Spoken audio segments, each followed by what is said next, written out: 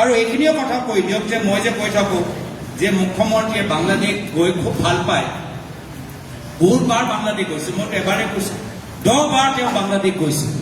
মোৰ ওচৰত এটা ফটো পৰিছে, मेरे पास एक फोटो आया है, आप मीडिया के दोस्तों कृपया जूम कर लेना।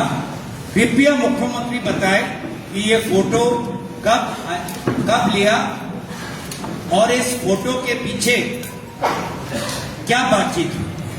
और ये फोटो है ये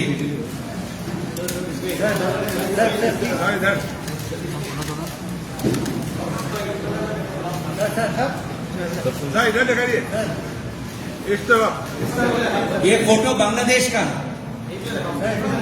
सीधा, हाँ सीधा रखिए, सीधा मुख्यमंत्री फोटो।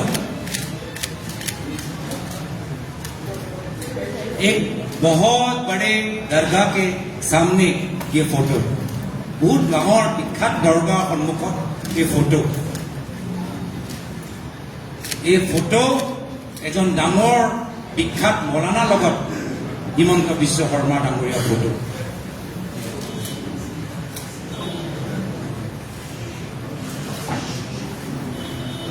এই ফটো কথা তেখেতক সুধিব, মই আশা কৰোঁ যে আপোনালোকে ভালদৰে কেপচাৰ কৰিলে।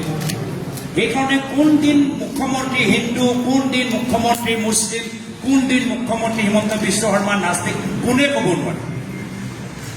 যেতিয়া কংগ্ৰেছত আছিলে তেতিয়া মুছলিমৰ তেজ তেওঁ গুজৰাটৰ পাইপত দেখা পাইছিল, আৰু এতিয়া যেতিয়া বিজেপিত সোমালে এতিয়া তেওঁ এনেকুৱা ভিডিঅ' বনাইছে যে মুছলিম ওপৰত জেন'চাইড হওক, তেনেকুৱা এটা সাম্প্ৰদায়িক ভিডিঅ' তেওঁলোকে প্ৰচলিত কৰিছে।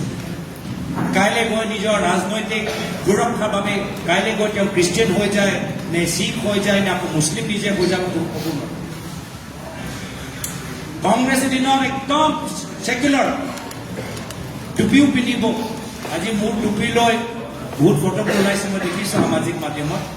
সামাজিক মাধ্যমত অলপ হিমন্ত বিশ্ব শৰ্মা ডাঙৰীয়াও টুপি পিন্ধা ফটোবোৰ প্ৰচাৰ কৰকচোন। কোনদিনা তেওঁ হিন্দু, কোনদিনা তেওঁ মুছলিম, আকৌ হিন্দু হৈ আকৌ বড়ো চিণ্ডিকেটৰ পৰা পইচাও লয়। কি হিন্দু হ'ল? যদি বাস্তৱ হিন্দু নেতা আজি ৰাতিৰ ভিতৰত বড়ো চিণ্ডিকেট বন্ধ কৰক, মই চেলেঞ্জ কৰিছোঁ। নোৱাৰিব, কিয়? ঘনিষ্ঠ মন্ত্ৰীৰ পৰা পইচা ল'ব লাগে, বড়ো চিণ্ডিকেট কৰা মানুহক টিকেট দিব লাগে। কি হিন্দু, কি ধৰ্ম, কথা